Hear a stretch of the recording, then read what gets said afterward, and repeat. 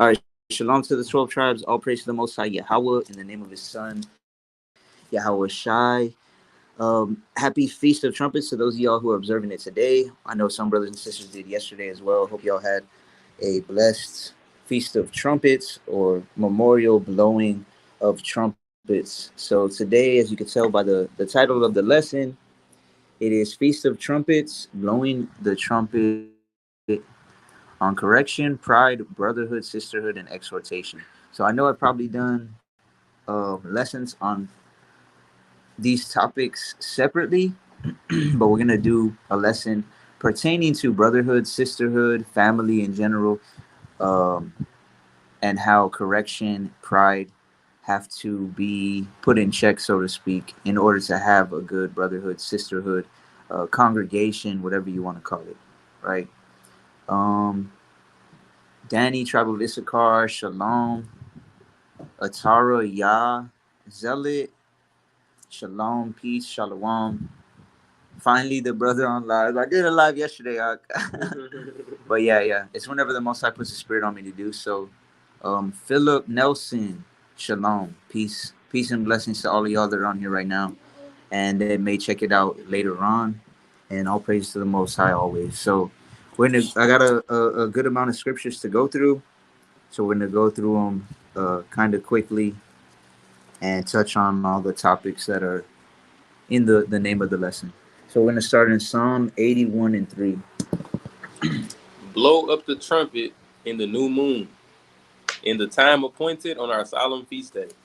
So it says, blow up the trumpet in the new moon, in the time appointed. The Most High appointed the new moon to be one of our, what the world would call holidays, but it's actually a holy day, right? And it's crazy because a lot of people that learn of the truth and start trying to follow the truth actually think we have, or the world has more opportunities for like holidays and all these things, but when you really add it up and count it together, we actually have more holy days than they have holidays. Right? We got the 7 that are appointed in the law, and then every single month we have a new moon, which is another 12. Party don't stop. Right? And then of course we have Purim, and we have those of y'all who do the feast or the memorial of Maccabees, Judas Maccabees. Yeah, destruction of Nicanor. Destruction of Nicanor. And I mean, we actually have a lot more holy days, a lot more reasons to get together. Like it says in what, Zephaniah 2 and 1, gather yourselves together. Or is it Zechariah? I think it's in Zechariah. So it says, gather yourself together, O nation not desired. Right? We have a lot of opportunities to do just that. But this one being the new moon, we have the opportunity to come together in the time appointed that the Most High allows us to, and get together and just congregate and give praises to the Most High, have a good meal, have a good study, etc. And I know a couple brothers and sisters in the past 2 or 3 days have asked me about the new moon, and when me and my house, I know me and this brother at y'all's house as well, keep the new moon. And because the majority of people, I would say primarily keep it as the dark moon, right? Yeah, you can't see it. Yeah, so the problem with that is when you're going off of the new moon as the dark moon, like our ancestors did, there's about 3 days every month where it's dark, right? So when it's waning and when it's waxing, one day it's waning, it's getting smaller, and then the one day that there's a dark moon, and then the day after that where it's waxing, getting bigger, there's 3 days of darkness really that the eye can't see the moon, so you wouldn't know exactly which day is actually the beginning of the month, which is why us two brothers, and there are many other brothers, but I would say the majority of people go off the dark moon, but we go off the first light, symbolizing like the first of the month, right? Which is why we did it or are observing it today. So we're gonna go ahead and go to Leviticus 23 and start on verse 23. Leviticus 23 and verse 23. Leviticus 23 and 23. And Yahweh spake unto Moses, saying, Speak unto the children of Israel, saying, in the 7th month, in the 1st day of the month, shall ye have a Sabbath, a memorial of blowing of trumpets, a holy convocation. Ye shall do no servile work therein, but ye shall offer an offering made by fire unto Yahweh. So it says, Moses spake to the children of Israel the very first time when the Most High told him to. And he said, in the 7th month, which if you count from when the beginning of the year, which was right after what they call the spring solstice, and then 14 days from there, we kept Passover, and you count from there, the first month to now is the 7th month. In the first day of the month, when you first see that light, you'll have a Sabbath, right? It says a memorial of blowing of trumpets, a holy convocation, which just means you come together, you study, you read the word together, give praises to the Most High together. And you shall do no servile work therein. Right? Obviously, we don't do the offering made by fire, the sacrifice, because our Messiah Yahweh Shai was the perfect sacrifice. Right? But let's go ahead and get Joel 2:1. So this Feast of Trumpets, though, is one of, if not the most important Feast of Trumpets in the times we're in, because we are now closer to the end than we ever have been, right? And every day we're closer to the end than we've ever been. So this Feast of Trumpets specifically, when you're blowing the trumpet, whether you have already or whether you're going to, right? You need to realize and understand that a huge part of this is to give a warning, right? Because back in the days, Faith Sarah, back in the days, why would they blow the trumpet? To what? To warn people, right? They would blow the trumpet to warn people. Say there was somebody about to attack, or they knew war was coming. They would blow the trumpet to give a warning, right? So us blowing the trumpet is a physical and spiritual warning that the end is coming. The end is very near. The day of the Lord, as the Bible says, is very near. It's crazy too. Before we go, that I think this actually it's a double Sabbath too, right? Because yesterday was Sabbath, and this is technically considered a Sabbath too. The way I see it, this might be the last time that we actually get to experience, a consecutive period of rest like that. You know what I'm saying? You never know what the Most High got laid out for the future. It's definitely possible, and that's what I had mentioned to a sister as well. Is like, we don't know if this is the last time we get to observe this day before like all hell breaks loose. Man. Like maybe next year, it's already locked down again, which I've said many times. I do believe within the next 6 months we're gonna be completely locked down again. Oh, it's coming. Right. So this might be the last time we get to do it in what we would consider, or people consider, a regular society. Right. So it's definitely possible, and that's just another reason, all the more, to be seeking to repent and to get mercy and grace from the Most High. And a big way we do that is by showing grace and mercy to each other, right? But go ahead. This is Joel 2:1. Blow ye the trumpet in Zion, and sound an alarm in my holy mountain. Let all the inhabitants of the land tremble, for the day of Yahweh cometh, for it is nigh at hand. So the day of Yahweh, Bashem Yahweh Shai, is near at hand, right? And it says, blow the trumpet to sound the alarm in my holy mountain. Right? It doesn't mean literally in his holy mountain. And when it says Zion, right, it's talking about his people. When it says Israel, it's talking about his people. When it says Jerusalem, many times it's talking about his people. So he's saying to warn the people and let the inhabitants of the land tremble. Because we all know the beginning of wisdom is to fear the Most High. So we all have to tremble or fear the Most High in order to even begin to start to follow the truth or come into the truth. Right? You want to read it one more time? Time. Blow ye the trumpet in Zion, and sound an alarm in my holy mountain. Let all the inhabitants of the land tremble, for the day of Yahweh cometh, for it is nigh at hand. So at the end, we'll probably blow the trumpet, but just so everybody knows, when you hear that trumpet, And spiritually, every time you hear the word, that's the trumpet being blown, right? Or like the song that only the elect could know. We're when you're hearing the word and you're hearing the correct breakdowns of the word, that is that song that only spiritually that only the elect know, right? Because we know the majority of people, even if they read the Bible or claim to follow it, they don't have the correct interpretation of it.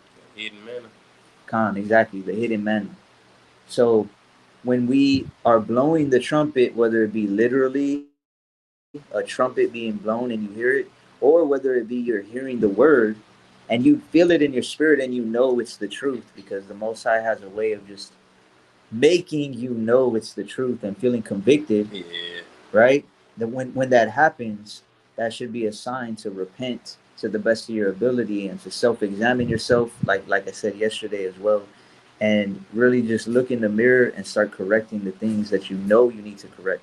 Because for the most part, if you've been in the truth for any period of time, whether it be weeks, months, years, you know for the most part what it is that you need to correct.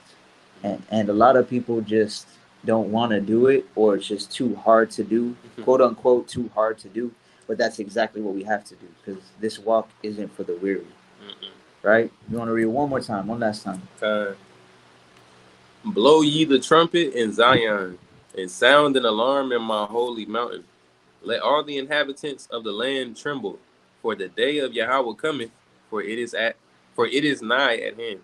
Okay, if you want to get 1 Corinthians 15:52. 1 Corinthians 15:52, guys.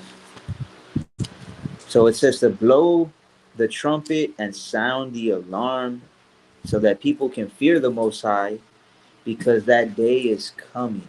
And if you believe in the Bible and you know that that day is coming, then you have to know that we're one day closer today. And like the brother said, it's like a double Sabbath right now. If you really think about it, it's actually like a triple Sabbath, because we had Sabbath and now we have new moon and Feast of Trumpets. You know what I mean? So it is. Feast of Trumpets always on new moon, so it's like a double. But then yesterday, Triple. right? So it's like in 2 days. That's crazy. Number 3. Con. And in some cases, the number 3 can be used as a number of completion. Yeah. Right? Y'all got it? 1 Corinthians 15:52. Go ahead, Doug. This is 1 Corinthians chapter 15, verse 52. In a moment, in the twinkling of an eye, at the last trump, for the trumpet shall sound, and the dead shall be raised incorruptible, and we shall be changed. For this corruptible must be Salakia. For this corruptible must put on incorruption, and this mortal must put on immortality. So when this corruptible shall have put on incorruption, and this mortal shall have put on immortality, then shall be brought to pass the saying that is written, death is swallowed up in victory. So in that last trumpet, when that last trumpet sounds, right?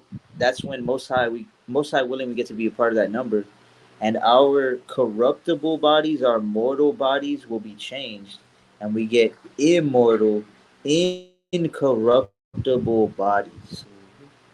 Right? And it says in the twinkling of an eye, from one blink to the next, you're gonna hear a trumpet, and boom, that's it. There's no more chance for repentance.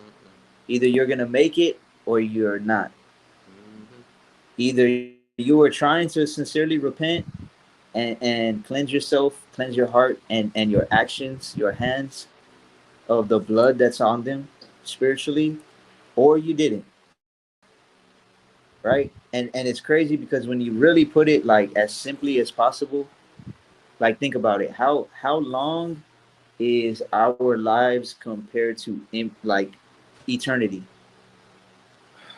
It's crazy, right? Like look how fast what's today? The 16th? How fast did this year go by? Man, January, February, March, April. It went by too quick, man. You're joking. We're already about to be in month 10.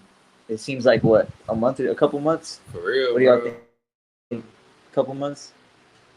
So we're already gonna be 2024. Think about how long the whole virus thing started when, in like 2020 or 2021? 2020. It was in March. Okay. That was almost 4 years ago. Yeah. That's crazy. It doesn't seem like that much time has passed by, right? But Nah. now imagine eternity, right? And the mortal lives we're living right now compared to immortality. Like, just think about that, right? So that being said, if you want to go to Proverbs chapter 9. So that being said, today is Feast of Trumpets. For those of y'all who are observing it, I know a lot of brothers are doing it as well, as they saw the new moon. And so I wanted to go over a couple topics and kind of bunch them together that I know me and this brother have talked about, and me and multiple other brothers have been talking about amongst ourselves in the past few weeks, and I'll probably say month or two as well. Just things that we see amongst Israel, things that we see amongst certain camps or congregations, or not even certain ones, but multiple ones, right? Multiple ones. And the first one is, and I told you earlier today, through message when we were messaging, like I was saying, man, all praise to the Most High that I used to be prideful, especially like the first year coming into the truth. I was being pretty prideful because of the people that I was following and affiliating myself with. Yep. Right? And you couldn't tell me nothing biblically in order to correct me. Right? So go ahead and read verse 8, Baba Kashaw. This is Proverbs chapter 9, verse 8. Reprove not a scorner, lest he hate thee. Rebuke a wise man, and he will love thee.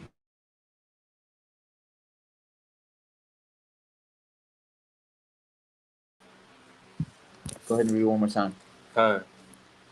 This is Proverbs chapter 9, verse 8. Reprove not a scorner, lest he hate thee.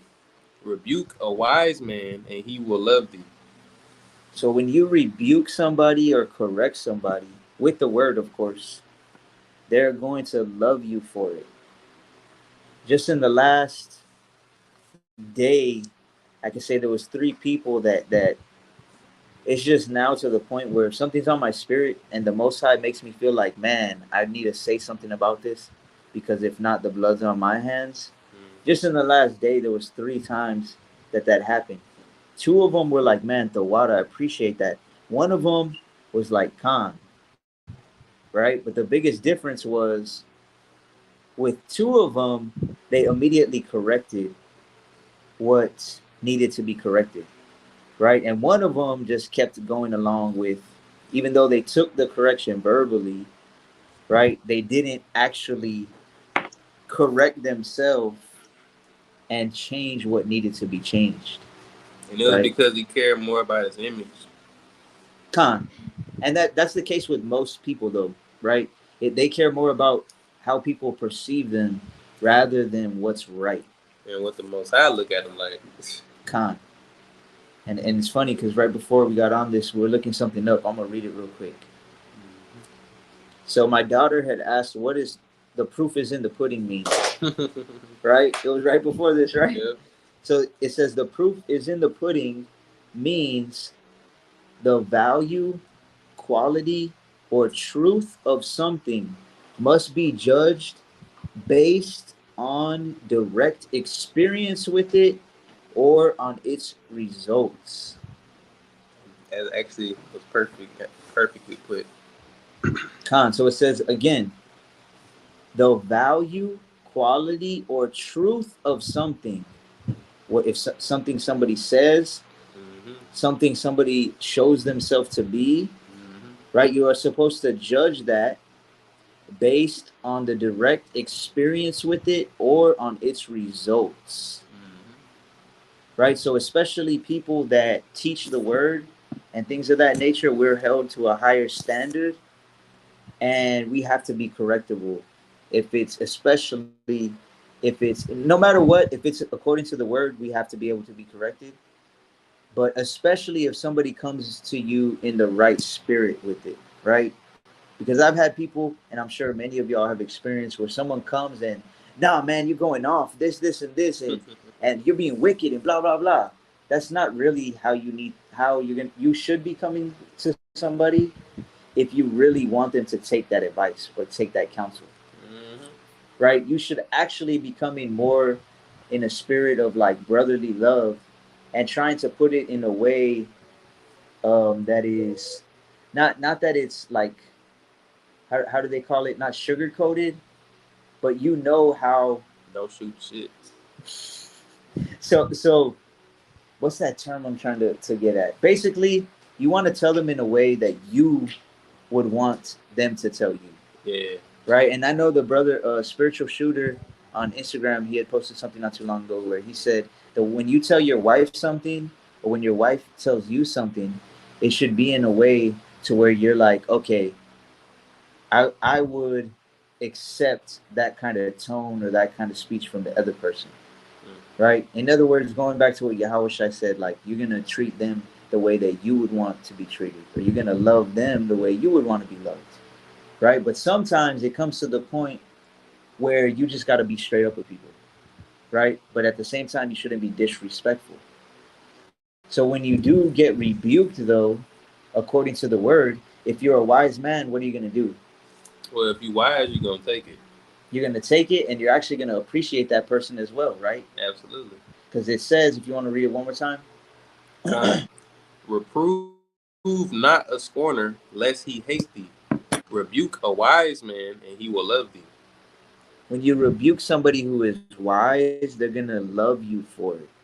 And if you're wise, you're going to do it in a manner that is going to be softer, not softer in the sense of being weak, but like for example, if this brother, he comes in Feast of Trumpets and he doesn't have fringes on, and I'm gonna go get him, I'll talk to him on the side and be like, hey, you don't got fringes on. I mean, it's a feast day, and he's already gonna know. Oh yeah, you know what? My bad. I'm gonna go change the water. I didn't even notice. I just woke up. Whatever, right? But if I come to him and we're sitting at the table and we got the whole table full of people, and I'm like, oh, so this brother right here, he shows up and he doesn't have fringes on. Oh, You know what I mean? And that's what a lot of brothers do, though. They'll, like, if they correct you in the comment section, me and another brother were talking about that too. You know, they're not coming in brotherly love. If they come and just try and rebuke you in the comment section, it's very easy to just message that brother one on one. And Yahushua even said that, right? He said, if you have a fault or you have something against one, you're supposed to go to your neighbor one on one and try and reconcile it. And if you reconcile it, you gained your brother. And then if not, then you'll get some witnesses, right? But the problem is, whether there's witnesses or not, a lot of people that are in camps, congregations, groups, they feel as though they're on beyond correction or beyond reproof. You got 144% truth. That's why. They think they have complete truth and nobody can tell them anything, right? If you want to get Proverbs 15 and 10. And no matter what type of, even if it's not in a congregation or in a camp, right? Even in a marriage or things of that nature, right? You have to be able to be corrected. As a wife, do you expect your wife to be perfect, God? No. I don't expect my wife to be perfect either, because I'm not perfect. And I know this brother will say he's not perfect either. But we do expect our wives to be able to be corrected with the word, right? Just like we are corrected with the word from time to time, right? We may even know a scripture and then we go do something maybe at work, or we say something or do something, and then we come back and read across it that same day or the next day and it just clicks. Boom. Like, damn. Like, man, you know what? I handled this situation wrong. Yeah. Right? None of us are perfect. So when it comes to marriages, when it comes to relationships, when it comes to even being a father or a friend, we got to be able to be like, oh, you know what, when this happened, whatever, I handled that situation wrong, Salakia, whatever, right? Or hey, when you did this, these verses say this, whatever, and then they're gonna be like, you know what, the water, I appreciate that, right? Because I got a chance to correct myself now. But go ahead. This is Proverbs chapter 15, verse 10. Correction is grievous unto him that forsaketh the way, and he that hateth reproof shall die. So correction is grievous to people that forsake the way. What is the way? It's the word, right? A lot of people get so caught up in their congregation or their camps, or even just the knowledge that they think they've obtained on their own, that they block out the rest of the way. They can't be corrected with what it is they say they believe, right? And that all comes from pride. You want to read it one more time? Correction is grievous unto him that forsaketh the way, and he that hateth reproof shall die. And when you begin to hate reproof, what's going to happen? You're going to end up dying. Maybe spiritually, maybe physically, maybe both. In the harshest way. Because pride comes before the fall. So that's why in Proverbs 9 and 8, it says, when you rebuke a wise man, he's going to love you, right? But a scorner, somebody who doesn't want to hear it, somebody who's beyond correction is going to hate you, right? Let's go ahead and go to Proverbs 15, and you can start on 31.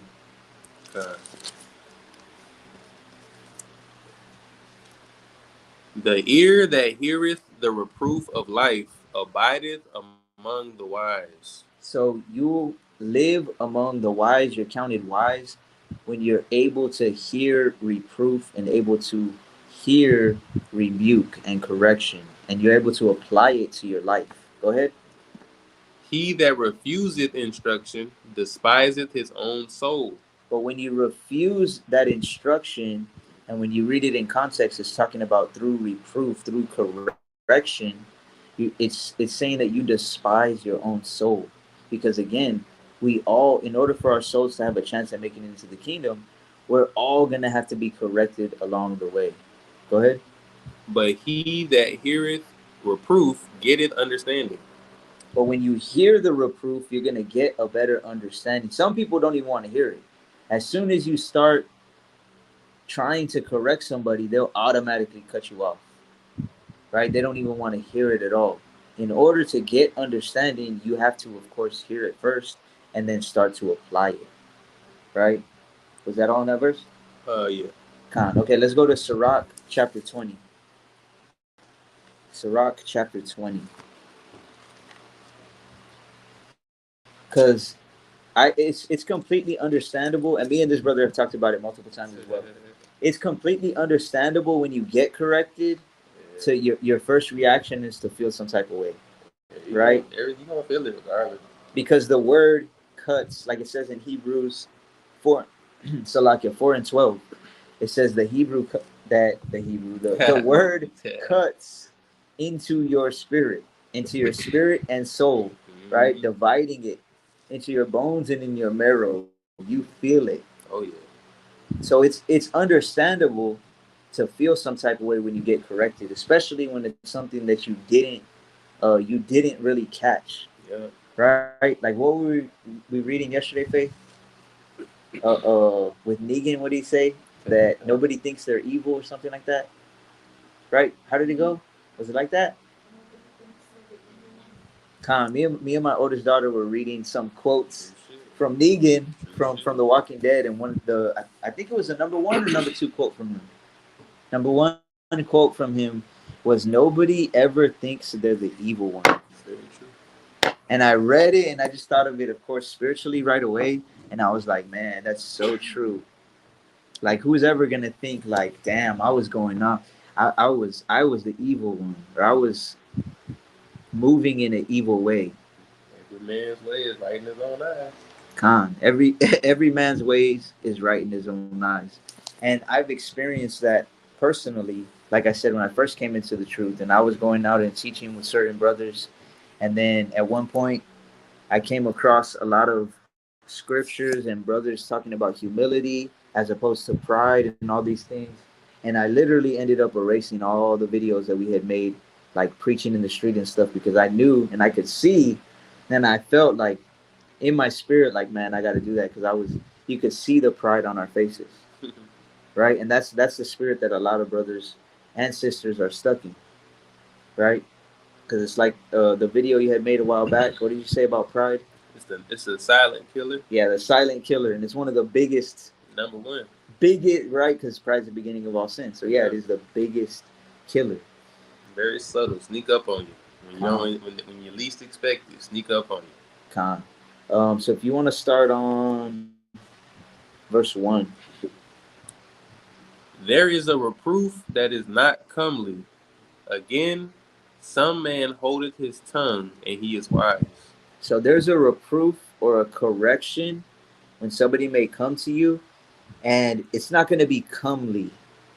It's just going to be straight up sometimes. Hey, you know what? I saw you did this, and I felt in my spirit like that was wrong, and it's not a good look, and it's because of this, this, and this. And it's not going to be a good thing. You're not going to see it as a comely thing, right?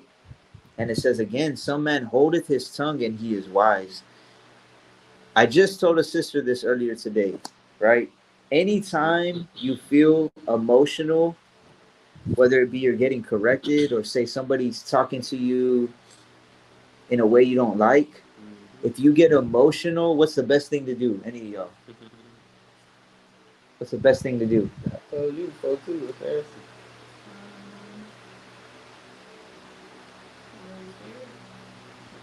Before you say anything when you're emotional, what are you supposed to do? There you go. Calm. The sister said, take a moment to relax. And when you relax, you be quiet. You don't say nothing because we've all done this. Me, you, everybody here and everybody listening has done this. You get emotional and you say something you know you shouldn't have said. And sometimes it's immediately you say it and then you're like, shit, I shouldn't have said that. Yeah. Right? And sometimes you're so upset and you're so emotional that you don't realize it till later. You get emotional and then you say it and then you're like, yeah, I told that person. And then later on you're like, damn, I should have said that. Yeah. Right? Whether it be the Most High just convicts you, or whether it be, say, you start reading some scriptures, or you come across a scripture on social media, or you're reading and randomly the Most High makes you go to that and you come across it, right? Right. Or somebody else comes along and tells you. Sometimes you're like David, right? Yeah. When they were telling David, and he's like, who is this man? Who is this adulterer? I'm going to slay him. You. And he was like, it's you. What are you talking about? Right? Feeling be hurt, you be like, oh my gosh. Right? That's when it cuts into your spirit. So the best thing to do when you get reproved and it's not comely, and I'm not going to lie, I'd say definitely more than 50% of the time, it's not going to be comely. It's not. You're not going to see it as like, yes, I got corrected, right? So what you need to do is hold your tongue, and that's why it says when men hold their tongue, they're going to be counted wise. Because how many people do that? How many people? Somebody corrects them, and they just, all right, let me just calm down, let me take a breath, and let me think about it. Shit, a lot of people don't. The majority of people don't, right? Nah. They'll try to deflect it, or they'll just automatically go to like bashing, defensive or offensive at the same time, right? Yeah. Same time. But go ahead and read 1 and 2 about the show. There is a reproof that is not comely. Again, some man holdeth his tongue, and he is wise. It is much better to reprove than to be angry secretly. And he that confesseth his fault shall be preserved from hurt. So now this has happened to me over the years, right? And this is why I said, like, now for a while now, if I see something that I know is against the word, and especially when it's people that claim to be in the word, I know, like, all right, I'm not gonna have this on me. Like, I'm not gonna have blood on my hands, and I'm not gonna be holding on to, whether you be angry about it or whether it just be vexing you, like it annoys you, right? So it says it is much better to reprove than to be secret or to be angry secretly. How many times has somebody done something against you, or they did something against the Most High, and you knew it was wrong, but you didn't say nothing, and then inside you're just like, oh man, and it just bugs you because you don't say nothing though. But if you would say something, now it's not on you anymore because you get it out. Just cleanses you from within, right? So that's something that I think a lot of people can learn from, and it can help them, right? And it says, and he that confesseth his fault shall be preserved from hurt. Confessing to the Most High, confessing to your, going along with the topic, at hand, your brother, your sister, your husband, your wife. If you mess up, you just say, you know what? I was wrong in this, whatever the case may be. Salakia, and I'm gonna try to do better. And then your actions, of course, have to follow along with that, right? Um, Go ahead, I'm gonna get my chart here. If you could read 1, 2, and 3, Baba Kashaw. Uh, there is a reproof that is not comely. Again, some man holdeth his tongue, and he is wise. It is much better to reprove than to be angry secretly. And he that confesseth his fault shall be preserved from hurt. How good is it when thou art reproved to show repentance?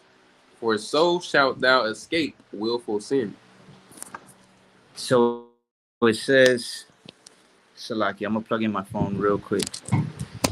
Gonna hop to this side out. Baba Kashaw. Salaki. So verse 3 says, how good is it when thou art reproved to show repentance. Now, again, you may not think it's a comely thing when you get corrected, right? But it should be a good thing. And it's going to be a good thing. From my experience, it's never been a bad thing or you feel like it's not a good thing once you repent of whatever it is you got corrected on. Right? Because if the Most High, and some people, I know there's some people out there that they just don't feel conviction. Nah, they don't. That's just who they are. Right? That's just the Most High just isn't convicting them. But when you're convicted by the Most High, it feels so good. It says, how good is it when thou art reproved to show repentance? For so shalt thou escape willful sin. Willful sin is when you know something's wrong and you do it anyways. Right? It's going to feel good when you finally repent of that.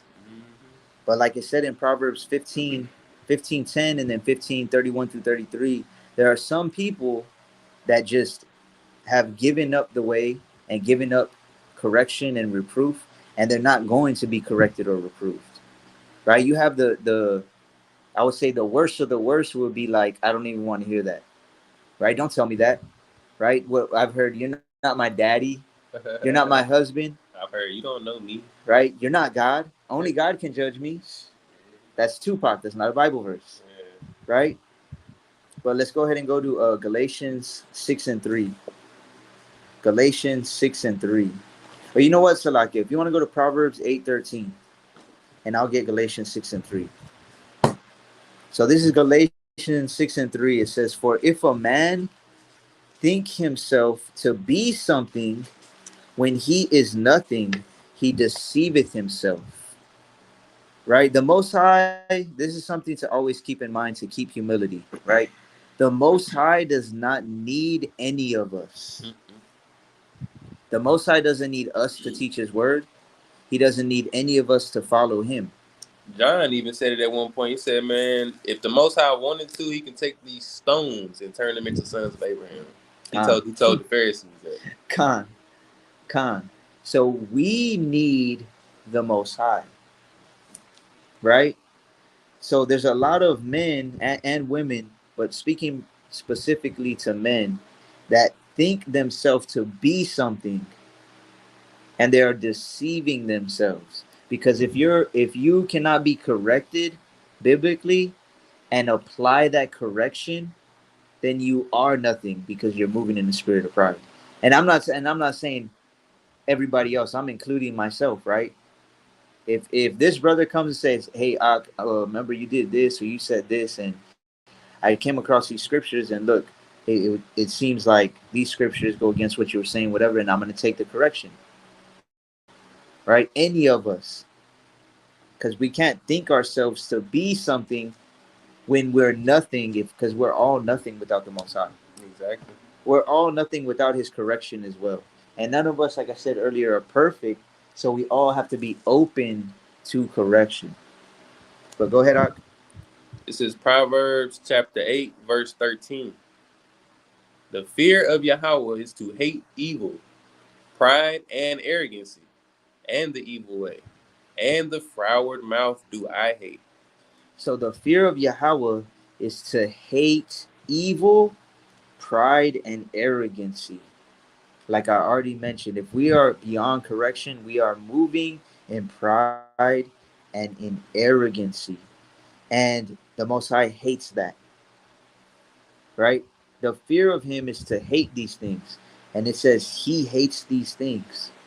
So we can't be moving in a spirit that perpetuates those things. If you want to get Proverbs 11 and 2, Proverbs 11 and 2.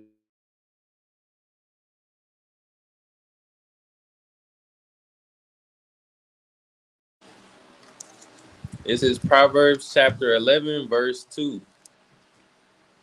When pride cometh, then cometh shame, but with the lowly is wisdom. When pride comes, then comes shame, right? But with the humble, with the lowly, wisdom is going to come instead, right? So, talking about what we were talking about earlier, what we mentioned earlier, let's say, just for example, somebody is doing something that's against the word, and they get corrected with the word, right? And they don't apply the correction because they're in pride. That's the only reason as to why you wouldn't take wisdom and correction, right? Yeah. And then comes shame. In one way or another, shame is going to come. Yep. In one way or another, you might feel it yourself. Take it to the bank and cash it. Right? Either you're going to feel it yourself. I know because I know this has happened to me as well. When I get corrected, sometimes it's not even in the past, it hasn't even been like a brother like this comes and corrects me. It's just the Most High corrects you. Yeah. Right? Check how you feel, like, damn. And then you feel ashamed. Sometimes that shame comes through the form of somebody else. Somebody else catches it, and then they're like, hey, this, and this, you know, the Most High says this, blah, blah, blah, and you don't take it. And you know that person knows, right? And sometimes that's just enough in itself to bring shame. But with the lowly or with the humble, wisdom is going to come, because wisdom is the application of knowledge.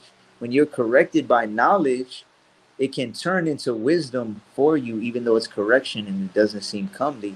If you apply it to your life, and now it becomes wisdom, and you become wiser because you just applied it, and you're not going to do the same thing again. Right? It's just like in MMA or jiu-jitsu or boxing, right? Because more people are that know more about boxing.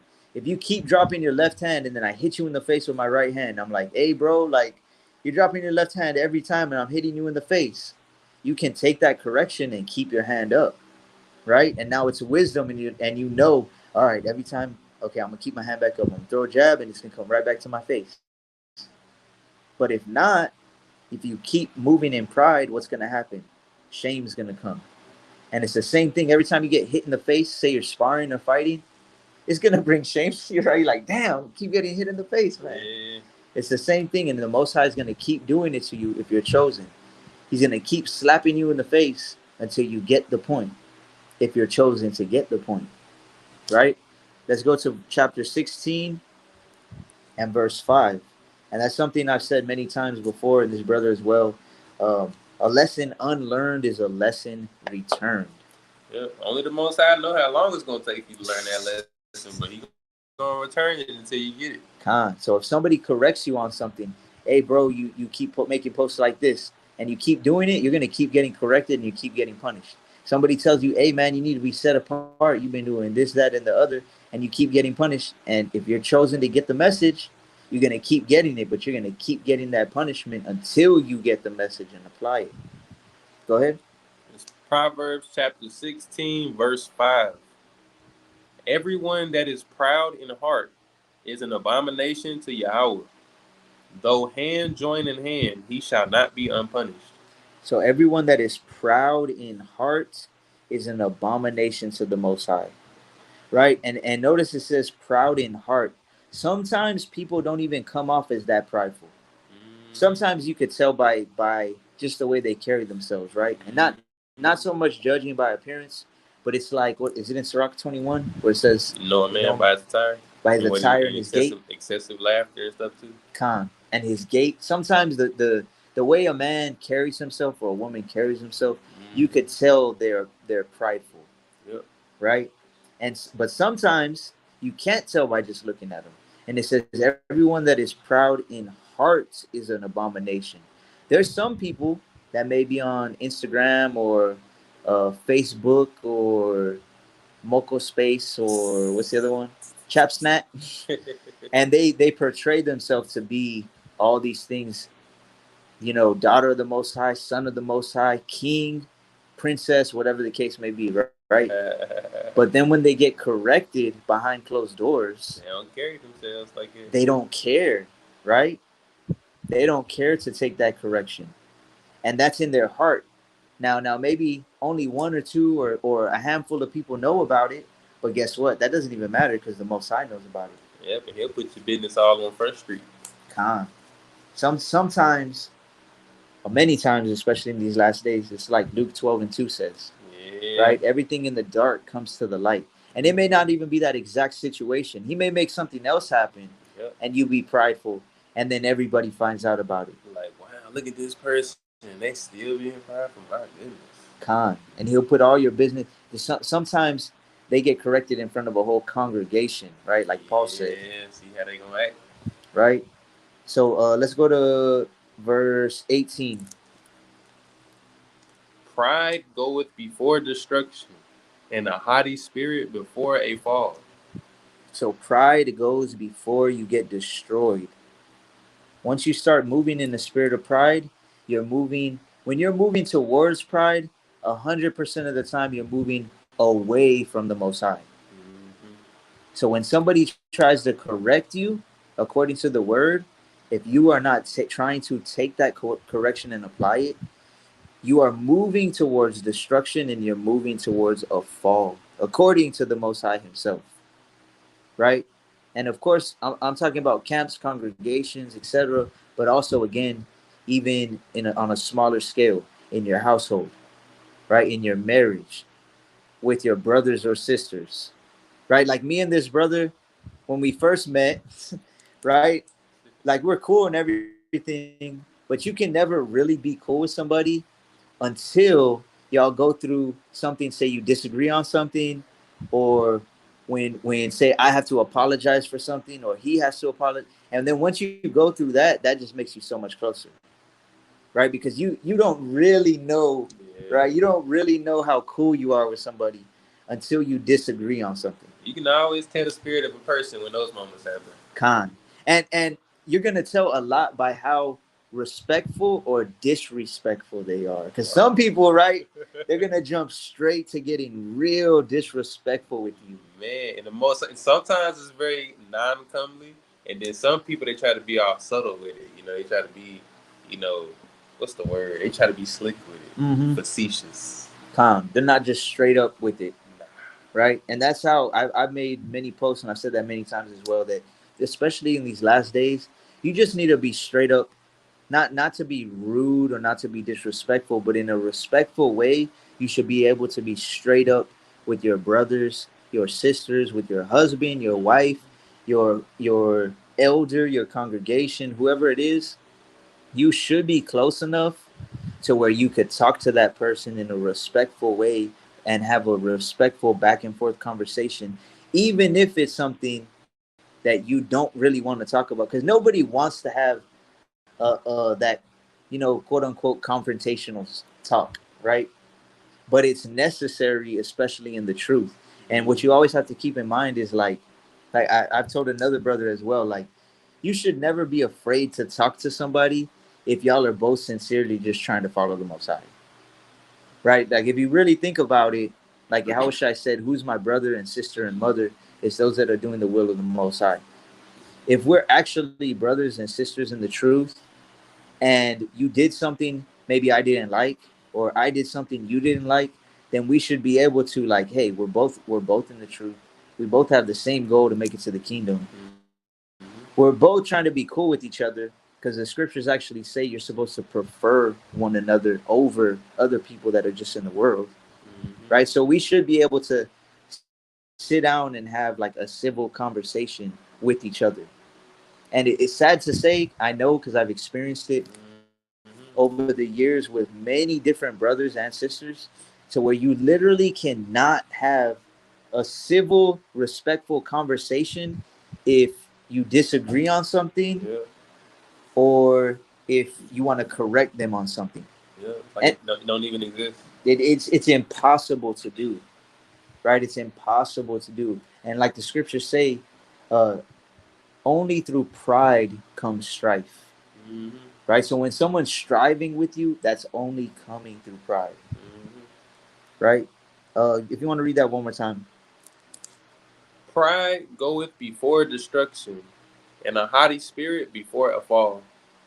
So anytime you're moving in pride or you're moving in a haughty spirit, you think you're better than other people, that holier than thou spirit, right? There's a brother, beloved brother of mine, um, Prince of, is it Prince of Power or Prince of Peace? Prince of Peace. Prince of Peace on Instagram. That brother, that's a solid brother. He seemed like a cool cat, man. I've known him for a few years now, and every time we talk, really respectful, really loving brother. I've never even met him in person, but I know that he is that. Sometimes you just know. Right? You just know, and I know because I talked to him multiple times. That's one of the main things he talks about is just being humble, having humility, and we're very alike in the sense that one of the most vexing things to us is when you see people that claim the truth, but they're moving in pride. Right? Man, If you want to get chapter 29, verse 23. ain't nothing worse than that. 29 and 23. And again, just to reiterate what I already said, I'm not just speaking to camps, congregations, even like Christians, pastors and people that follow certain pastors or what they call them, whatever they call them, ministers, right? Yeah. There, a lot of people have the spirit of, well, no, my pastor says this, my minister says this, My shepherd. right? Whatever the case may be, and in this faith as well, whether you're an Israelite or whatever the case may be, you got to keep the commandments. It's in a lot of senses, people that are quote unquote in the truth have just emulated Christianity and threw Hebrew Israelite on it, Yeah. right? It says Proverbs chapter 29, verse 23. A man's pride shall bring him low, but honor shall uphold the humble in spirit. So a man's pride are gonna bring him low, very low, spiritually, mentally, maybe even financially, physically, whatever the case may be. Man, that will bring you down in all areas. I promise. Because nobody. That's why the scriptures say, pride is hateful before the Most High and man. Yep. For the most part, nobody likes pride, Mm-mm. except some real prideful people, right? Yep. Birds of a feather. Con. But for the most part, nobody likes pride. So pride is going to bring you down low. But honor shall uphold the humble in spirit. It's an honorable thing to be humble, right? And that's why there's certain brothers that I've met and stuff, like the brother Jomar. When I first met him, and he came to get baptized, that's the first thing I noticed about him. I was like, bro, I love you because you're like one of the most humble people I've ever met. And you Oh, could man. just tell when people have that spirit. They're just, no matter what the situation, no matter what you talk about, no matter what you go do. We went out to eat and did some things, and I was just like, man, bro, I could tell like the spirit of humility on you, right? That's Can't pay for stuff like that, man. calm. You can't, and you can't really. It's really hard. I'd say that's one of the hardest things to fake, right? To fake being humble, because it's gonna come. That pride just wants to. It just trying to pop out every time it can. Even the best actors got to break character at some point. And that's. I remember when I was. I don't think it was when I was actually with him when he was here when the brother Jomar came, but I remember it was around that time. He had posted something saying about that, like, um, the longer someone wears a mask, the more it's gonna start falling off. Oh man, guaranteed, dog. Right. For real. You just give it enough time. So pride is one of the hardest things to hide, and humility is one of the hardest things to fake. So again, whether it be in a congregation, in a camp, in a church, or in a marriage, in a friendship, in a brotherhood, in a sisterhood, Or just by yourself. or just by yourself, right? I know brothers that learned on their own, so to speak, right? Or they're by themselves and not married, whatever. And I've seen some real prideful people as well, just like that, right? So it can pride is one of the things, one of those things that it's not biased to nobody, right? It's not biased against nobody. And it's like in that immortal, there's an Immortal Technique song where it says like black, white, yellow. Basically, it's not biased to hit any age, anything, right? So let's go ahead and go to First John 3:15. First John 3:15. So we're just gonna get a couple more verses, just speaking to more towards brotherhood and sisterhood, because we know. Actually, before you read that, I'm gonna read this real quick. This is Ecclesiastes 4, right? Ecclesiastes 4:9. It says, "Two are better than one, because they have a good reward for their labor. For if they fall, the one will lift up his fellow. But woe to him that is alone when he falleth, for he hath not another to help him up. Again, if two lie together, then they have heat. But how can one be warm alone? And if one prevail against him, two shall withstand him. And a threefold cord is not quickly broken." Right? Two are always going to be better than one because you could put in more labor, whether it be in the scriptures, whether it be growing food, whether it be laboring in your house. Like, all right, you're going to cook, I'll watch the kids, or you're going to do this, I'm going to do that, and you get way more done. Right? If one person falls, you have someone there to lift you up. That's why it says, woe to him that's alone, because you don't have nobody to pick you up. Again, if two lie together, they can have heat, but how can you be warm alone? Can't. You can't, right? You can have a heater, but here's the thing: there's nothing warmer than a warm body, right? So having a wife or a husband to feel that warmth is always going to be better. And verse 12: if one prevails against him, two shall withstand him. Let's say I don't know how to fight at all, and some dude comes and starts whooping me, but then my brother here comes and jumps on his back, and now we're both going. Right? He starts dropping elbows on him. Now I'm over here just trying to kick his knee out. Yeah, choke him at the same time. You going to sleep with a broken leg. Right? So it says, if one prevails against him, two shall withstand him, and a threefold cord is not quickly broken. Right? The more you have, the more strength you have. And that's like, I was going to make a video earlier today. I'll probably make it tomorrow. Have you ever heard of those Clydesdale or Clydesdale horses? I think I had, because I was looking up some horses, like I think some months back. Mm-hmm. It's like those horses that, you know, the Budweiser horses. Yeah. With the big ones that pull carriages and stuff. Yeah, they got the little stuff on their feet. Yeah, they got like the long hair or whatever. Yeah. I was seeing this thing that it was showing they could pull a certain amount of weight. I think it was like maybe 10, 12,000 each, right? Real stallions. But let's just say it's 10,000 just for the example's sake. It said one of them can pull like 10,000 pounds. And then it said, how much do you think two can pull? How much? 20. That's 20,000, right? 20, right? You would think. That's what I said. Individually. But together, it was actually like something like 25,000. Oh shit! And then if you get three together, when you do the math, it should be 10, 10, 10. It's actually like 40-some thousand. Damn. And the reason why is because when you work together, you can achieve way more. Always a little extra something. Right. So having a brotherhood or a sisterhood or a marriage that serves the Most High, especially in these last days, is always going to be extra beneficial to you. Right? And that's why it should be something that we're all seeking, and of course through the Most High's guidance.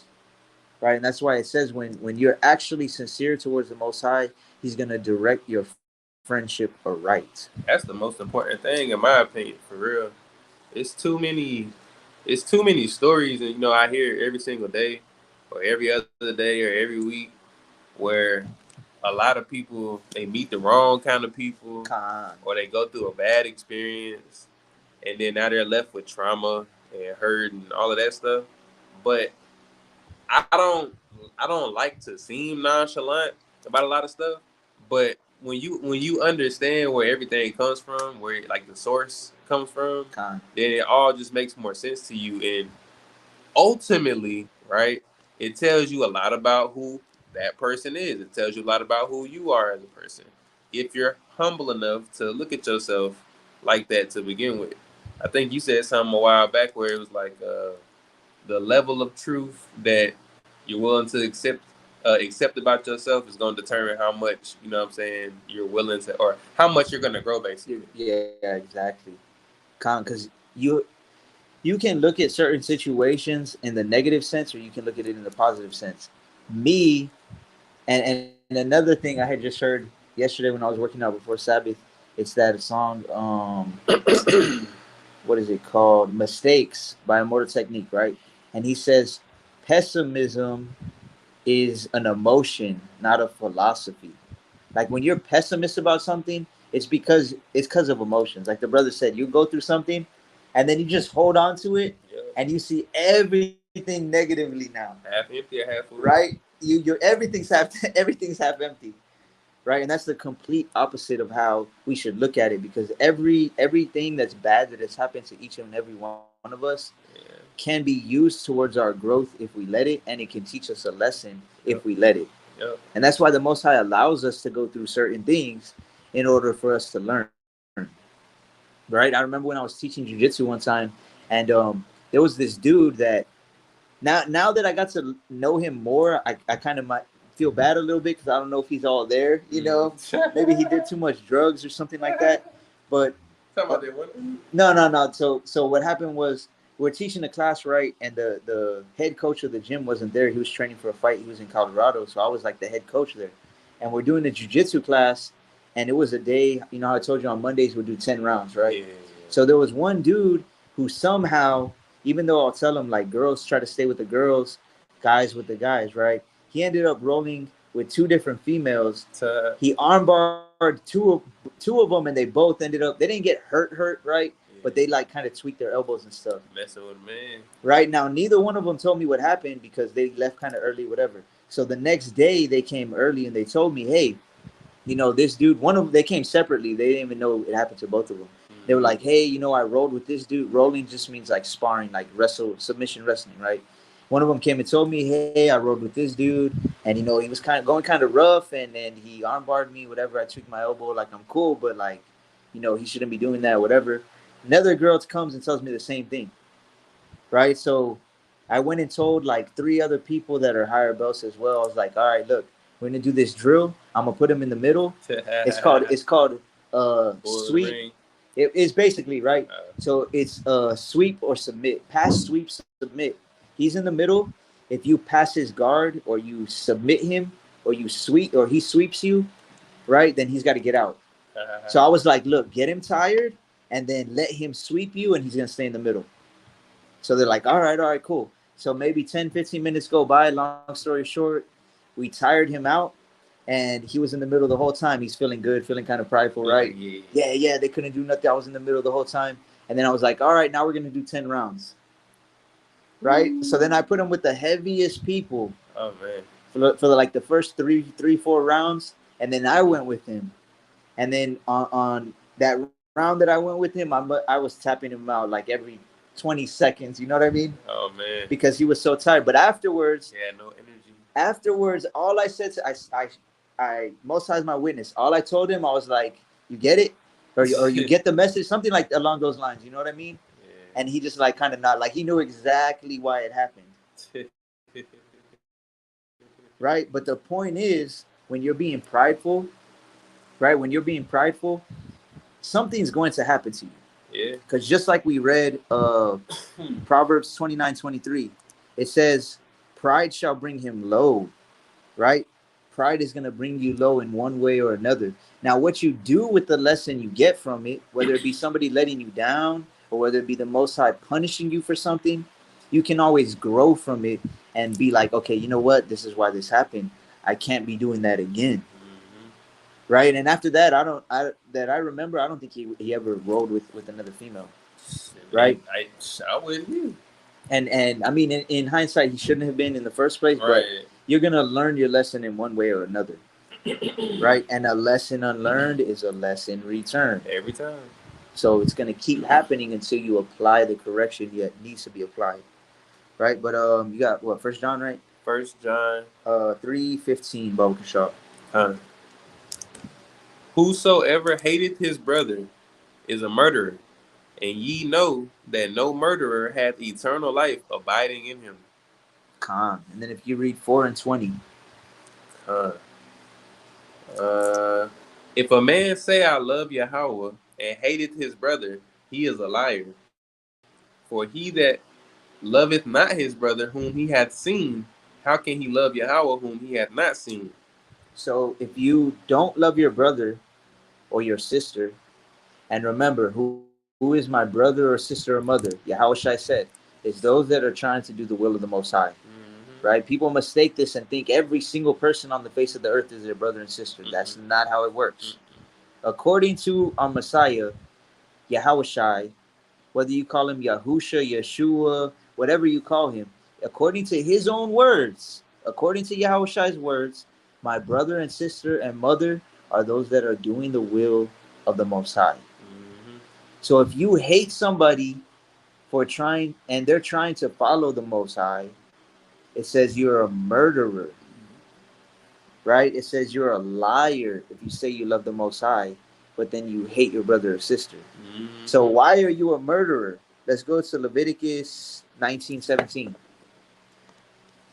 Most people will say, oh yeah, I love you, Ak, right? Lip service. But then, let's say the brother does something that I know is against the scriptures, and I don't say nothing. If I love him, I'm going to say something. This is Leviticus 19:17. Thou shalt not hate thy brother in thine heart. Thou shalt in any wise rebuke thy neighbor, and not suffer sin upon him. So it says you should not hate your brother or your sister in your heart. You shall in any wise, in any way, rebuke your neighbor and not suffer sin upon him. Because at the point, let's say this brother sees me doing something and he's like, oh damn, I know this verse and this verse says that's a sin. I know in the Torah it says he's not supposed to be doing that. Right? And then he's just like, nah, you know what? For whatever reason, he's like, nah, I don't want a confrontation. Or you know what? Nah, I love that. Like that brother's cool. I'm not even gonna tell him nothing. Or whether it be, oh nah, man, he's gonna get mad at me. I know brothers that are like that. Like, man, nah, but he's my elder, or he's the leader of my camp, right? And they're like, nah, I can't say nothing to him. But if you love your brother, because it says you're not supposed to hate your brother, right? Thou shalt not hate thy brother in thine heart. And the majority of the time, that's how it is. You're like, okay, this brother's going off. You're thinking to yourself, right? This brother or sister, oh, they're doing this and it's against the scripture. It's in your heart. You're thinking all these things. And it says, thou shalt in any wise rebuke thy neighbor and not suffer sin upon him. Who's to say that brother or sister is blinded by pride and they don't even know what they're doing is wrong? They can't even see it because pride is very blinding. So now you don't say anything. You don't show love to them and be like, hey, you know what? This, and this. And then who's to say they're not wise and they're like, you know what? The water, I didn't even realize that. They could be like that. But you, because you don't want to say something for whatever reason, you're actually hating your brother in your heart. And the wages of sin is death. So if you hate your brother in your heart, you are a murderer because you're allowing him to sin. You're suffering sin upon him, and therefore you are, in a sense, murdering him. So let's go ahead and go to Matthew 22:36. We're just going to get a couple more verses and then go ahead and close it out. Probably 22 and 36? Con 22, Matthew 22:36.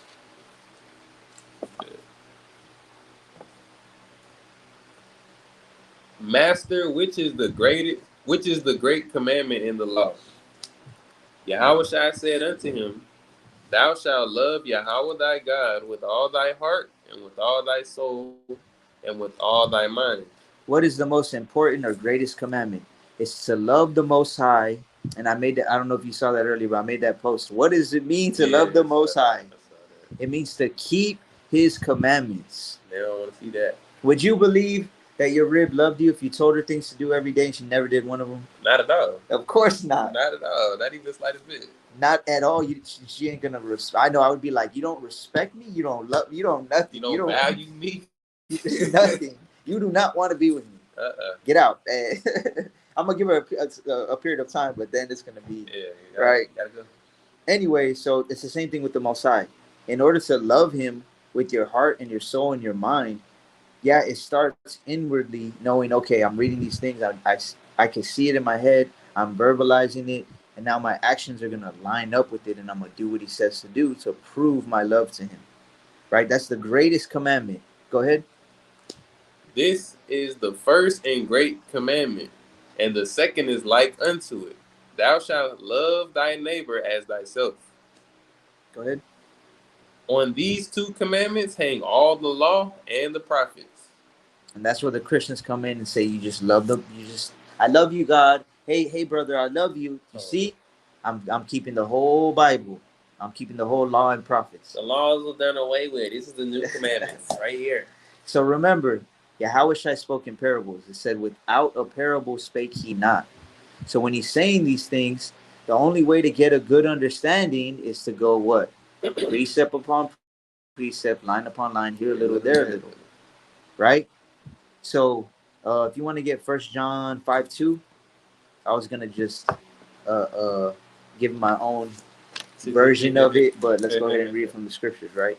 So it says the most important commandment is to love the Most High. And the second is just like it, or is like unto it. It's to love your neighbor as yourself. Go ahead. It says 1 John chapter 5, verse 2.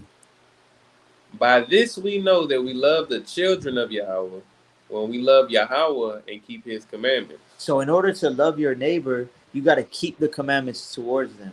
I'm not going to lie to them, steal from them, kill them, commit adultery against them. I'm not going to covet their things. I'm not going to allow them to break the commandments as well, because we read in Leviticus 19, we can't suffer sin upon them.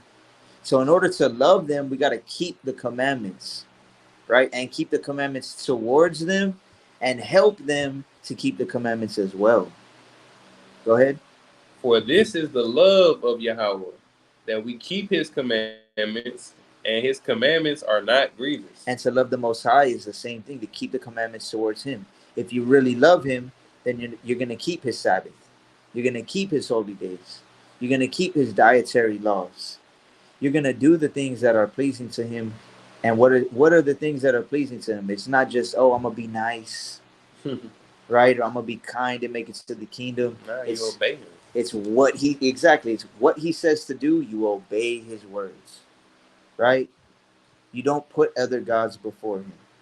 You don't use His name in vain, His actual name, not God, right? Let's go ahead and go to Hebrews 3 and 13, right? And I'm just going to touch on this one more time. We'll read two more verses in Hebrews and then we'll close it out. So in Matthew 22:39, it says the second greatest commandment is to love your neighbor as yourself. So I know me, and I know this brother too, because I've heard him say it as well. Me trying to sincerely follow the truth, if my neighbor corrects me with the word and I find that it's actually correct, I'm going to take that and I'm going to be happy that I get a chance to repent, right? Especially if I didn't even know it. Right? That's why I've even told my rib, like, hey, if there's ever a time where you know I'm doing something against the scriptures or being prideful, whatever the case may be, of course you're going to do it in a respectful way, but just mention it to me, right? I told my rib the same thing when her first got married. I said, listen, at any point in time, let me know. Don't, you know what I'm saying? Don't trip. Just tell me. And as long as it's in a respectful way, we have to be receiving of it, right? Yeah. Now, if they come and, well, yesterday you were going off and you were blah, blah, blah. Right? A foolish woman is clamorous. Yeah. So you got to do it in the right spirit as well. But in order to love your neighbor as yourself, that means if you really want to make it to the kingdom, whether it be your brother, your sister, your husband, your wife, your member of your congregation, your elder, someone who you're an elder to, your children, whatever, you're going to have to love them the way you would want to be loved You're going to have to help them try to make it to the kingdom just like you want to make it to the kingdom, right? And sometimes, like it said in Sirach, I believe 21 or 20, what was it? Where it says that sometimes the reproof is not comely. Mm-hmm. And it's not because of the way they say it. It's just because you feel some type of way about it, which is understandable a lot of times. You might not have wanted to hear it at all. Con. But the Most High put the Spirit on them. The answer of the tongue is of the Most High. Mm-hmm. Right? So the Most High put the Spirit on them to tell you something, and they told you, and now you got to deal with it. But yeah, go ahead, Art. This is Hebrews 3:13. But exhort one another daily while it is called today, lest any of you be hardened through the deceitfulness of sin. Con. Can you read that one more time, Bro? Show. Con. But exhort one another daily. So what does it mean to exhort? It means to strongly encourage or urge somebody to do something. In this case, we should be exhorting each other to follow the word. Now, that's a very broad statement. So we should be exhorting or encouraging, urging, peer pressuring even people that we know are trying to follow the truth to correct the things they need to be corrected on. Mm-hmm. If it's like, hey, you've seen somebody, they've told you maybe they're struggling with something, and you see they're still struggling with it, you need to try to encourage them to handle it. Because the longer you lay in your filth, the dirtier you're gonna get. Oh yeah. Right? The longer you're in the pig's pen, the more shit you're gonna get on you. Right? Maybe it was just on your shoes the first day, but now it's on your legs and your pants or your skirt. You had a white outfit on, so. Right? Now the pigs are jumping on you and stuff, and it's all on your shirt, your jacket. But by the time you know it, it's gonna be in your hair. That smell ain't gonna be. You're gonna. It's gonna be. You could shower as many times as you want, and it's that smell's gonna be stuck in your nose. Gross. Right. So we have to be exhorting each other to correct the things that we know need to be corrected, and this is why it says that when you mess up in the book of James, and I'm lightly paraphrasing, it says when you go off or you sin, you should tell somebody so that they can pray for you about it. Mm-hmm. Right? A brother reached out to me just a little while ago before the live, and he said, "Hey, I'm struggling with this. Can you pray for me, Baba Kashar? Ever since this happened, blah blah blah." And I was like, "Khan, I got you. I understand that." Somebody asked me the other day too. Khan, and that's a good thing. We shouldn't be so prideful that we can't that we don't have somebody that we could go to and just, hey, you know what, bro? Maybe you said you don't dealt with this. I'm dealing with the same situation. You got any advice? Can you pray for me, etc. Right? Because that's coming from a spirit of humility. And remember, it says when you're being humble, wisdom will come. When you're being prideful, a fall is going to come. Right? So we have to be exhorting each other as much as we can, or as much as people need to be exhorted. You want to read it one more time? But exhort one another daily, while it is called today, lest any of you be hardened through the deceitfulness of sin. A lot of people get hardened through the deceitfulness of sin. Right? The more you do it, the more it becomes to harden you. So it's just like I got calluses all on my hands. It doesn't just happen in one day, does it? Yeah, no. It does. Over time, it gets a little rougher, a little rougher, a little. By the time you know it, it's permanent. Yeah, now you got real deal man hands. Con. And by the time you know it, it's permanent though. Some people get hardened through sin. Right? So it says while it's still called today, you should be trying to exhort each other. And last time I checked, no matter what day it is, it's still called today. Yeah. Right? Yeah. So going back to the first verse that we had read about blowing the trumpet, that's definitely something we should be blowing the trumpet towards each other. As far as like, dang, today it's even closer.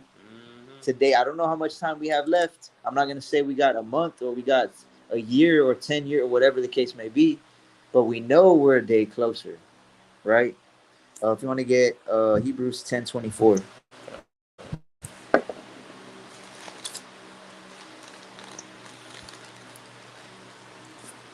Hebrews 10:24. And let us consider one another to provoke unto love and to good works.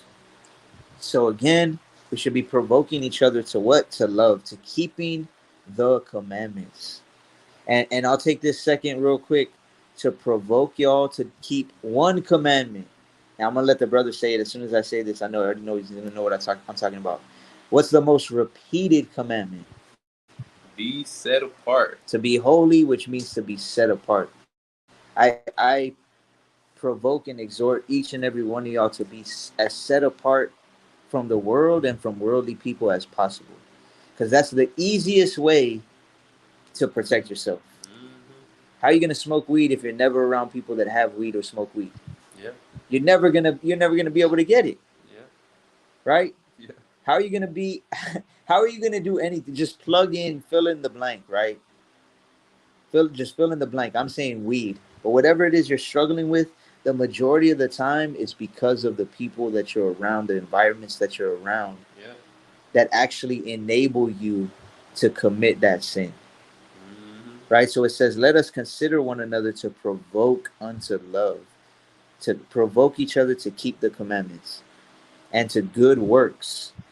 So, most high willing, if you're provoking someone unto love, I mean, I can't think of a better feeling when, like, you see somebody you never thought would be in the truth.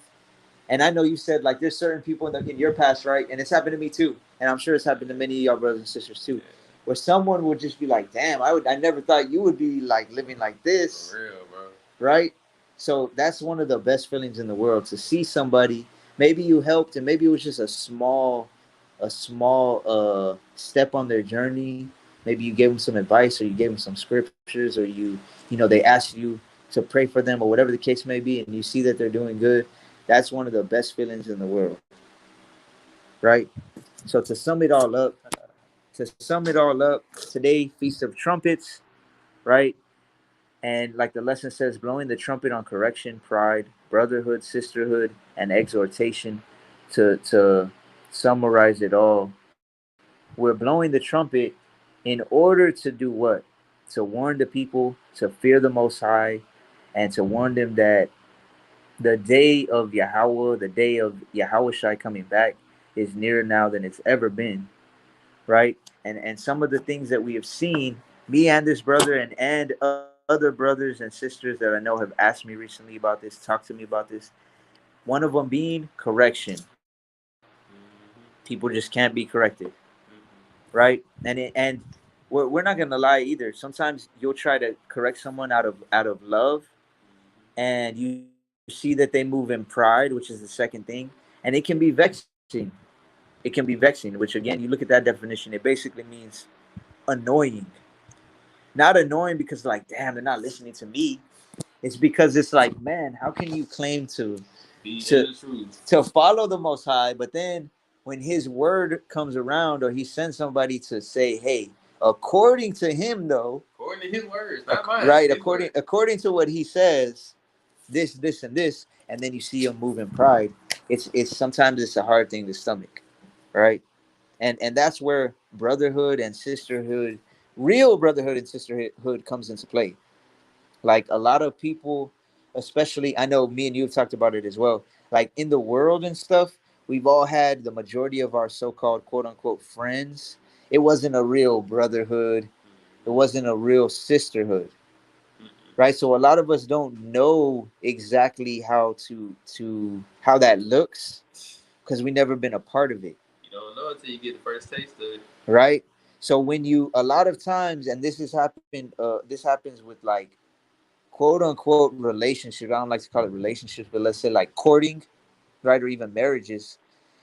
A lot of times, if you've never experienced real love, you'll not know how to handle it. You'll mishandle it, or you'll even flat out reject it, because you've never experienced it before, right? You're not used to it. So when it comes to brotherhood and sisterhood, we all have to be able to correct each other and not be prideful. We have to be humble enough to be like, you know what? Even if you need to do, like earlier what we were talking about, you need to take that time. Like, you know what? No, I've told people that before, and I've had that told to me before as well, right? And I've told my rib that all the time. I've told other people that are close to me, if something, if you don't feel good, if you feel emotional, it's better to just be like, you know what? I need a minute. You know what? I'm gonna talk when we calm down. You know what? We'll talk tomorrow. I don't feel like speaking right now. Yep. I don't. You know what? it's not going to be good for us to talk right when I let's get some time to both calm down and we'll talk about it later. Just leave me alone for a second. Right? Sometimes that's the best thing to do, because if not, man, I don't know how many relationships or marriages even that I've heard of, specifically the men just don't want to deal with the woman no more because she gets upset, she gets emotional, and she yells or gets disrespectful. And even though you can forgive, right, but that whole saying in the world, like forgive and forget, No, that's not you right. a lot of times you can't forget, right? And The most I don't even forget. Khan, he says he requires that which is past. Oh yeah, he said he's gonna remember the iniquities of the fathers and bring it on your kids if you don't do what he say. Khan. He ain't gonna forget. So a lot of times, like it says, life and death is in the power of the tongue. A lot of times, your tongue, the things that you say, the disrespect that you bring towards people, especially men, because women want to be loved, but men need to be respected. And when a woman says something so disrespectful that it's like something the man can't forget, he can't, even though he's like, you know what, no grudge, no hatred, nothing like that, but that's it. Like that's it. Your mouth just killed the possible relationship we could have had, Yeah. right? And I've heard that happen many times. So we got to be very, very careful that we don't fall into a spirit of pride in that sense as well, because that can kill a brotherhood, that can kill a sisterhood, that can even, I've seen multiple times over the years where it just completely destroys a marriage. Where it's like, hey, nah, man, she said this, like that's she said this, dude, this, and this more than you, and blah blah blah. Certain things that you can't, there's certain things that you may be, even I've heard brothers say like, no, well, she said this, and bro, it's like when she tells me she loves me, now I think about that all the time. You know what I mean? So life and death can be in the power of the tongue, and especially when we're in a spirit of pride or an emotional state, we have to learn how to check our tongue before it kills something that can't be brought to life. It will kill something if you don't. Con. And so when it comes to brotherhood, sisterhood, like I said, even when it comes to like being in a camp, congregation, etc., there's certain things that you'll get kicked out. You said, oh, you said this about the elder, you're out, right? And I'm not saying it's correct or it's being handled in the right situation, in the right way in certain situations, but it happens, right? So instead of doing that, we have to be open to correction. We have to try to the best of our ability to not move or react in a spirit of pride in order to preserve and build brotherhoods and sisterhoods, especially in these last days, and be exhorting each other to do better, right? Exhorting each other even to just continue, right? Like, oh yeah, man, like me and this brother were just talking about, like, man, look in 1 year how far you've come, right? Or in a year and a half, look where you were to now where you're at now. Hebrew time has been a year.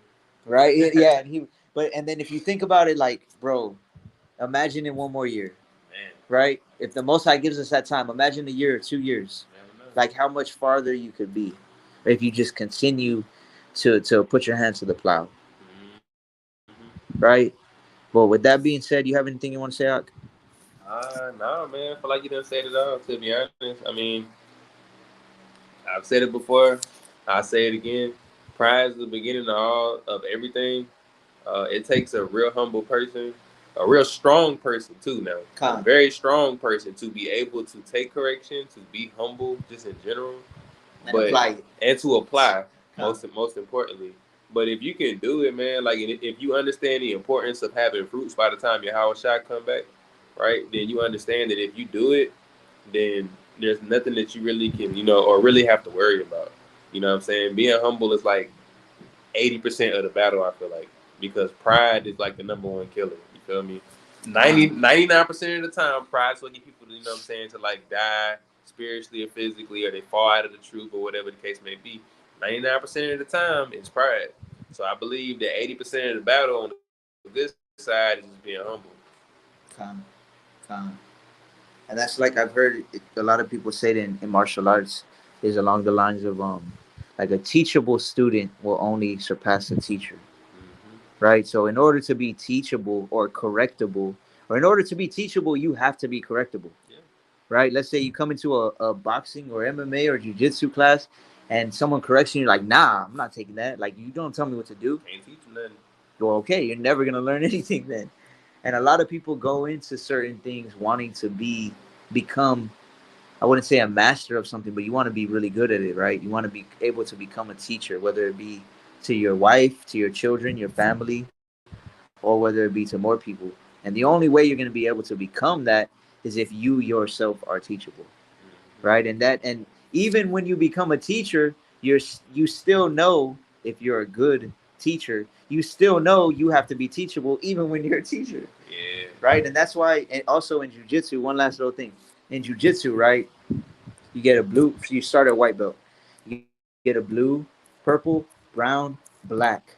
And what they call a black belt, a fresh black belt in jiu-jitsu, is they call it either a second white belt or you're a white belt all over again. Start from scratch. And the reason why is because you have black belts that have 5, 10 stripes on them, or they get up to where they've been a black belt more than 20 years, and then they get a red belt. So it's like, yeah, you're a black belt, you're a teacher. They call you professor when you get a black belt. In any gym, a jiu-jitsu gym, they call, oh yeah, Professor Yo, because you're a black belt. But at the same time, some of the black belts that I've been around are the humblest people you'll ever meet, nicest people you'll ever meet, right? Because they don't get to that level by being prideful. Because you have to be teachable. So it's the same thing in this truth. If you want to get to that level of where you have a lot of wisdom and knowledge, and you have enough to be able to teach, most importantly, your household, your wife, your children, right, your family, you're gonna have to be humble and take correction, whether it be from your brotherhood, your sisterhood, your congregation, whatever the case may be, from the top to the bottom, right? From the very top, whether you're the head of a congregation or you're the last person that has joined, right? You got to be humble and able to learn at all times, right? There's another saying in the world that says like you can learn more from a stupid question than you can from I think no question asked or something like that. calm. You can learn more from a stupid question, and that's happened with me too. Like someone will ask a question, and it's just like, that was a stupid question, but you know what? Question, But you know what? I get where you're coming from, and then you start piecing little things together. Like that's true. You know what I mean? So would you rather be stupid for a quick moment or dumb forever? exactly, right? Yeah, exactly. And so now thinking about that, it would kind of be prideful to not ask the question because you're like, you're in the spirit of I don't want to look stupid, right?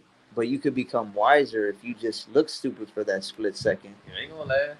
And when you really think about it, a lot of times there's other people that want to ask that same question. Yeah. Right, and you just pop up the ports. Right, you're the one that, you know what, I don't mind looking stupid. Yep. And now because of you, a lot of other people have become wiser as well. That was me in school. I was the one that popped the question though. Like, I wasn't even paying attention in school, to be honest, bro. I would like fall asleep and all that, but all praise, we made it out of that, out of the whole indoctrination, and came to some real wisdom and knowledge and understanding. Made it out of the MK Ultra, man. And into the word of the Most High, which surpasses all worldly wisdom, right? So with that, I'll say shalom to everybody who's on here right now. Everybody else who's gonna watch later. Shabbat already ended, but a Shar feast of trumpets. I was gonna say tabernacles. We got 15 more days for that, right? So in 10 days from now would be Day of Atonement, and then 14 days, and then sundown of the 14th day, which will be the 15th, is going to be the Feast of Tabernacles, which for those of y'all who don't know, Day of Atonement is where you're going to fast for a full 24 hours, right? And physically, yes, not eating food, water, etc. But also, I would highly recommend fasting from anything that's going to distract you from the Most High, whether it be video games, whether it be TV, whether it be your phone, whether it be people, whatever the case may be, whatever the Most High puts on your spirit. You know what? I'm going to fast. I need to fast from this person or this environment or these people or this thing or this device or whatever the case may be. Then do it, right? That would be 10 days from now. On the 10th day, you can see these things are or study them in Leviticus 23. It's also in Numbers and Deuteronomy, I believe, too, right? So, but Leviticus 23, and then, like I said, the 14th day at even, which will start the 15th day, is going to be Feast of Tabernacles, which is for 7 days or 7 nights, and then the eighth day is actually counted as a Sabbath. So the first day of Feast of Tabernacles, and then the eighth day is counted as a Sabbath as well, right? So if you count the days going from even to even, you should be able to calculate that starting as today. If you go off the first light, it's starting today as the first day of the month, right? So those are the next 3 holy days coming up this month, which is the seventh month, seven being the number of completion. This is the month with the most holy days. And I exhort y'all, like we just read, to keep them, even if you've never kept them before, especially if you've never kept them before, right? You're not going to do just like when we prayed before we ate. That's even something I threw in the prayer. It was like, I know we're not keeping it perfectly the way our ancestors did, but the Most High knows our hearts. He knows the way that we're trying to do things sincerely and in humility to the best of our ability. And as long as you're doing that, the Most High knows. He knows if you're doing it for the right reason, for Him, and in order to try and work out your own salvation, right? So I exhort y'all to keep those holy days to the best of your ability. If you don't know where you can keep Feast of Tabernacles, reach out to someone in your area, right? A brother just reached out to me today, and I was like, man, bro, you don't know where to go. You should have just called me before. He's going to be coming over here for Feast of Tabernacles. Same thing can happen with you. The Most High, like we said earlier, the Most High will guide your friendships and your relationships if you're sincere towards Him, right? So with that, you want to add anything out? Man, that's it. You got it. Khan. All praise to the Most High, Yahweh, Barasham Yahweh Shai.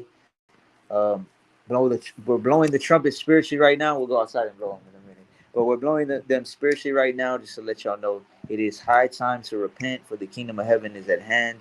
And who's to say this could be the last, either the last, permanently the last day we do in this kingdom, the last time we have a chance to observe these 3 feasts in this month, or it could be the last time we observe it with so-called quote unquote regular society, right? So with that, one more time, I give all praise, honor, and glory to Yahweh through His Son, Yahweh Shai, our Hamashiach, our Messiah. Shalom, and y'all stay in the spirit till the next time. Organic nature, all praise to the Most High. Shalom.